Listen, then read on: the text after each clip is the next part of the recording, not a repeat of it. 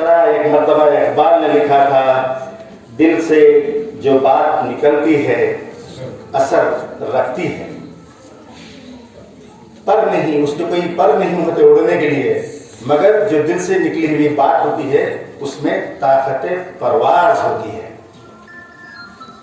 آپ کے دلوں میں، آپ کے دلوں اور ذہنوں تک دستک دیتی ہوئی ہماری باتیں آپ تک پہنچ جاتی ہیں تو میں سمجھتا ہوں کہ ہم بہت ہی کامیاب ہیں۔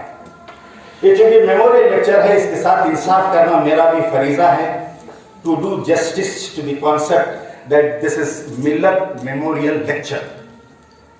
میں اس کے لیے 3 پوائنٹس جو تینوں ملا کر ایک ٹرائنگل ہوتے ہیں اس کا میں انتخاب کرتا ہوں، ایک مثلث، ایک ٹرائنگل۔ پہلا ہے خدا شناسی، دوسرا خود شناسی، تیسرا زمانہ شناسی۔ تینوں چیزیں ملا کر اگر ہم اس کو دیکھتے ہیں تو یہ ہوتا ہے ڈسکور یور سیلف، یا پھر یوں کہیں ری ڈسکور یور سیلف۔ میں جو باتیں کہہ رہا ہوں کوئی نئی نہیں ہے، ہم نے یہ باتیں اس سے پہلے بھی سنی ہیں، میں صرف یاد دلا رہا ہوں، دوہرا رہا ہوں سنی ہوئی باتیں۔ پہلا ہے خدا شناسی،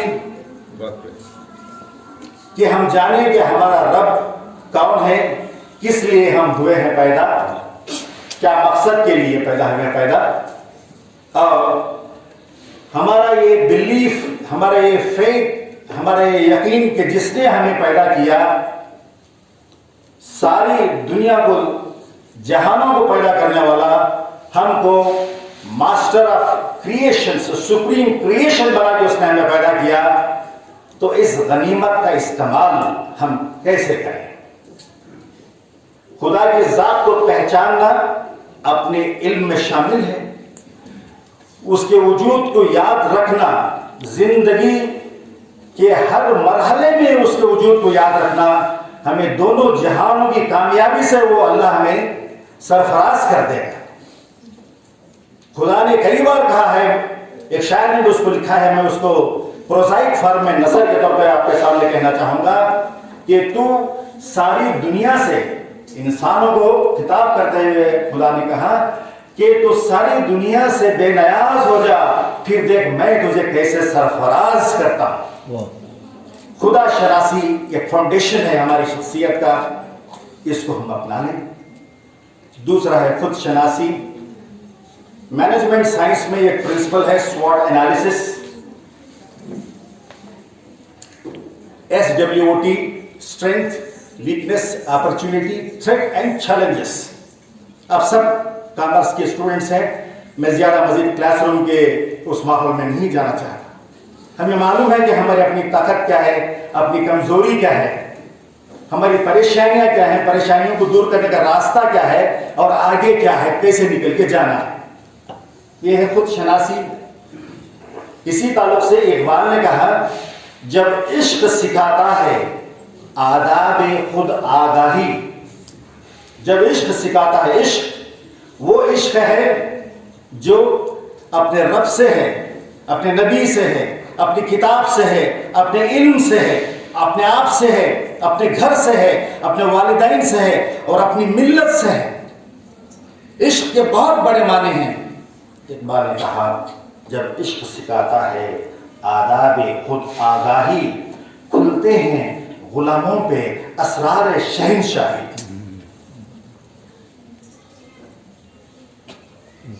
میرا مطلب یہ ہے کہ جو خود اپنے آپ کو پہچان لیتا ہے وہ کسی سے ڈر کر رہنا نہیں جانتا۔ جب ڈر کر جیتا ہے زندگی ختم ہو جاتی ہے۔ خود شناسی۔ زمانہ شناسی۔ مقبول احمد سراج صاحب نے مہاتما گاندھی کی مثال دیتے ہوئے انہیں لیڈر قرار دیتے ہوئے کہا کہ انہوں نے کم کپڑے اس لیے پہنے کہ ملک میں غربت، افلاس، پاورٹی اتنی تھی کہ ملک کے زیادہ تر باشندوں کو کپڑے پہننا نہیں تھا، انہوں نے کم کپڑے پہنے۔ گاندھی کس ریاست سے تعلق رکھتے ہیں ہندوستان میں؟ گجرات سے، پوربندر، سابرمتی جہاں آشرم ہے۔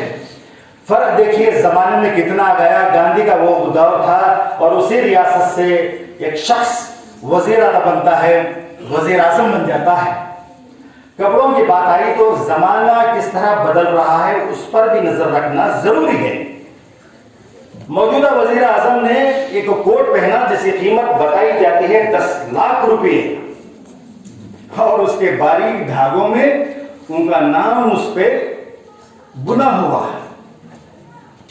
وہی ریاست, وہی ملک, اس زمانہ, وہ زمانہ, یہ زمانہ, جس کے کم کپڑے پہننے کی بات اور جس نے پہنا سوٹ 10 لاکھ کا, کتنا بڑا فرق ہے فلسفیکل ایٹیٹیوڈ میں. آپ دیکھیں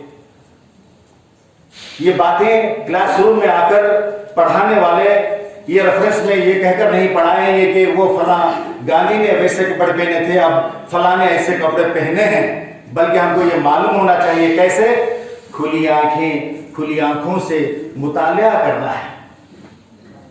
ٹی وی کا استعمال نیوز کے لیے بھی ہونا چاہیے, صرف سیریل کی حد تک نہیں. گھروں میں اکثر نیوز چلتی تو امیڈیٹلی ریموٹ سے چینج. کیوں؟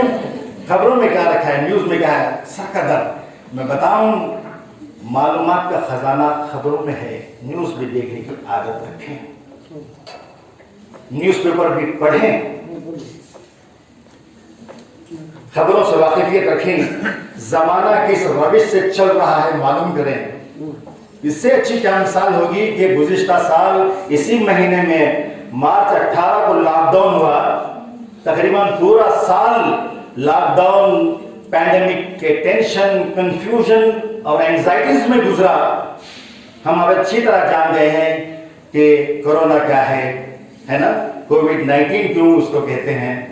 اب ویکسین آیا ہے, ویکسین کی کیا پبلسٹی ہو رہی ہے, لوگ کس طرح سے ڈرے ہوئے ہیں, احتیاط کیوں اپنانا چاہیے, کیوں بچنا چاہیے, اس سے کیا اثرات گھروں میں ہوئے ہیں, گھروں کے باہر ہوئے ہیں, ماحول میں ہوئے ہیں. میں آپ کو بتاؤں ہندوستان میں سب سے بڑا ان ایمپلائمنٹ آزادی کے بعد ہوا ہے تو گزشتہ سال ہوا ہے.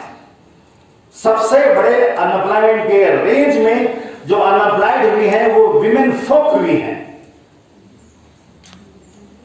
جس ملک میں وزیر اعظم کہتا ہے کہ راستے میں پکوڑے تلنے والا بھی امپلائمنٹ کے سیکٹر میں آتا ہے, ایسے ملک میں آپ کو توجہ کے ساتھ دیکھنا ہے کہ حالات کس طرح بدل رہے ہیں, اس کا ڈائریکٹ انڈائریکٹ امپیکٹ ہم پر کس طرح پڑتا ہے.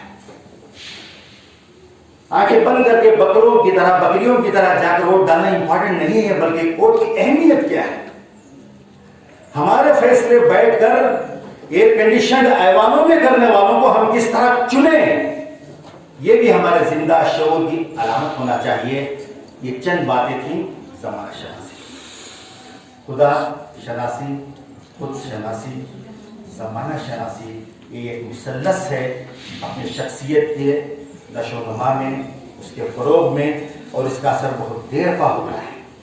میں سوچ کر آیا تھا ذہن میں کہ بہت سی باتیں آپ کو کروں گا, مگر میں نے بہت ہی کوشش کر کے اختصار سے کام لیا ہے, اس لحاظ سے کہ آپ بڑی ہی جانفشانی کے ساتھ بیٹھے ہیں اور آپ کی تعظیم سے ہم خراج عقیدت پیش کر رہے ہیں ہمارے اس ساتھی کو جس نے ہمیشہ آپ جیسے نونہالوں کی سربلندی کے لیے بہت سوچا, بہت کیا اور بہت کرنے کی آرزو رکھتے تھے.